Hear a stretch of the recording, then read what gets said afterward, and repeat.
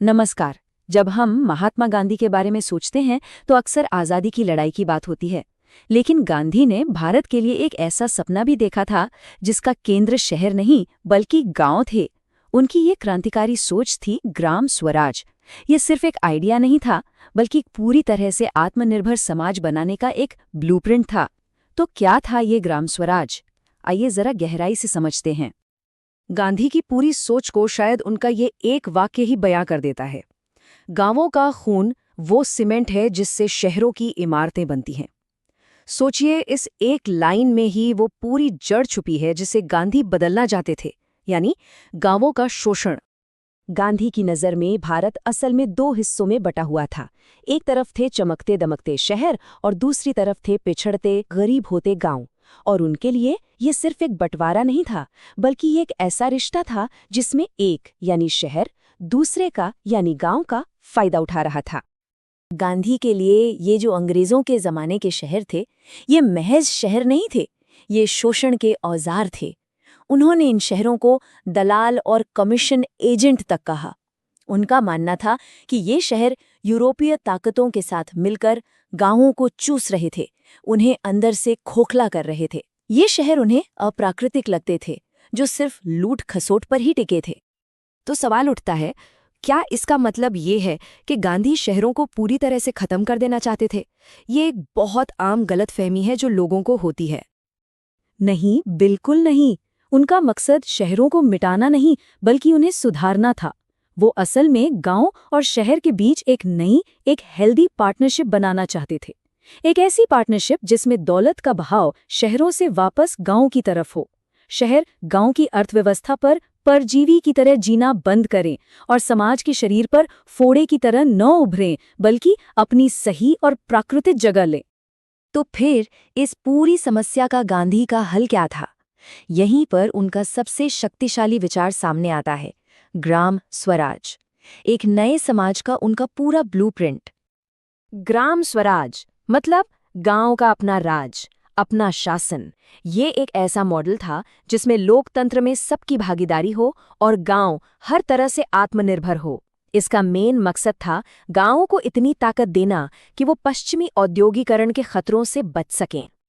तो ये सिस्टम काम कैसे करता? गांधी ने इसके लिए 5 बहुत मजबूत पिलर्स बताए थे। पहला, आत्मनिर्भरता, मतलब गांव अपनी जरूरत की चीजें खुद बनाएं। दूसरा, कुटीर उद्योग, ताकि गांव आर्थिक रूप से स्थिर रहें। तीसरा, ऐसा लोकतंत्र जिसमें असली ताकत गांव की पंचायत के हाथ में हो। चौथा, एक नैतिक नींव जो सत्य और अहिंसा पर टिकी हो। और पांचवा, और शायद सबसे जरूरी, आत्मसम्मान, जो हर इंसान को एक सार्थक काम करने से मिलता है। लेकिन ये सोच आई कहाँ से? आखिर क्यों गांधी इंडस्ट्रियल मॉडल के इतने खिलाफ थे?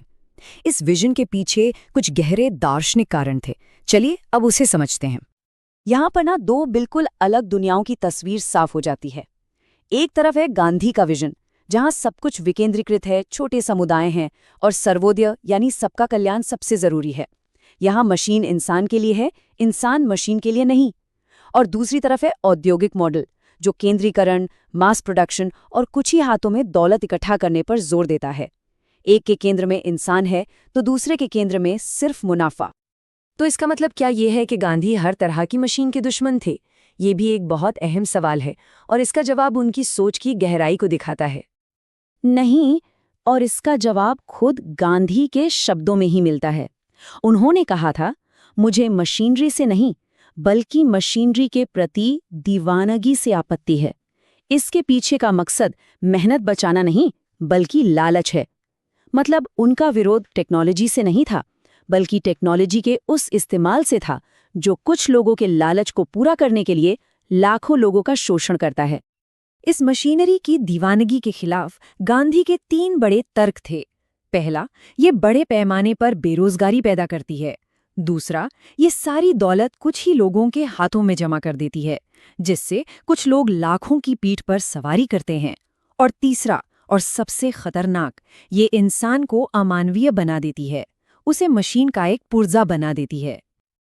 अब ये जो सारी आर्थिक बातें हैं, ये आखिर में इंसान की आज़ादी से, उसकी व्यक्तिगत और राजनीतिक स्वतंत्रता से कैसे जुड़ती हैं? चलिए देखते हैं। गांधी के लिए स्वराज का मतलब सिर्फ अंग्रेजों से आजादी नहीं था। नहीं, इसका मतलब कहीं ज्यादा गहरा था। उनके लिए स्वराज का असली मतलब था स्वशासन और आत्मसंयम। मतलब एक ऐसी आजादी जो इंसान की अपनी नैतिक शक्ति से आती है। उनका मानना था कि जब तक एक इंसान खुद पर शासन करना नहीं सीखता, तब तक सच्ची आजादी अधूरी है।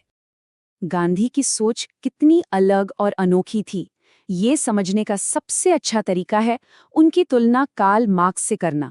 देखिए, जहां मार्क्स के लिए समाज का मुख्य संघर्ष अमीर और गरीब के वर्ग के बीच था, वहीं गांधी के लिए असली संघर्ष शहर और गांव के बीच था।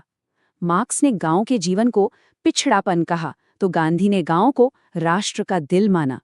और सबसे बड़ा अंतर, मार्क्स ने हिंसक क्रांति का रास्ता दिखाया, जबकि गांधी का रास्ता हमेशा और हमेशा अहिंसक कार्रवाई का रहा। आर्थिक बराबरी के लिए भी गांधी का रास्ता बिल्कुल हटकर था। उन्होंने मार्क्स की तरह निजी संपत्ति को खत्म करने की बात नहीं की। इसके बजाय उन्होंने ट्रस्टीशिप का एक बहुत ही अनोखा सिद्धांत दिया। इसके मुताबिक अमीर लोग अपनी अतिरिक्त संपत्ति को अपनी नहीं बल्कि समाज की धरोहर समझेंगे। वो सिर्फ उसके ट्रस्टी या संरक्षक होंगे और उस संपत्ति का इस्तेमाल पूरे समाज की भलाई के लिए किया जाएगा। लेकिन ये सब तो पुरानी बातें हो गई, राइट? सबसे बड़ा सवाल तो ये है कि आज की दुनिया में, आज के दौर में गांधी के इन विचारों का क्या मतलब है? क्या ये आज भी प्रासंगिक है? और इसका जवाब है हाँ, बहुत मतलब है। ग्राम स्वराज की गूंज आज भी हमें कई बड़ी बहसों में सुनाई देती है। शहरों की तरफ बेतहाशा पलायन, सस्टेनेबल और लोकल इकोनॉमी की जरूरत, ऑटोमेशन और टेक्नोलॉजी का समाज पर असर, खेती और इंडस्ट्री के बीच सही संतुलन और दुनिया भर में बढ़ती असमानता, ये सभी मुद्दे कहीं ना कहीं गांधी की उन्हीं पुरानी चिंताओं को ही तो दिखा रहे हैं।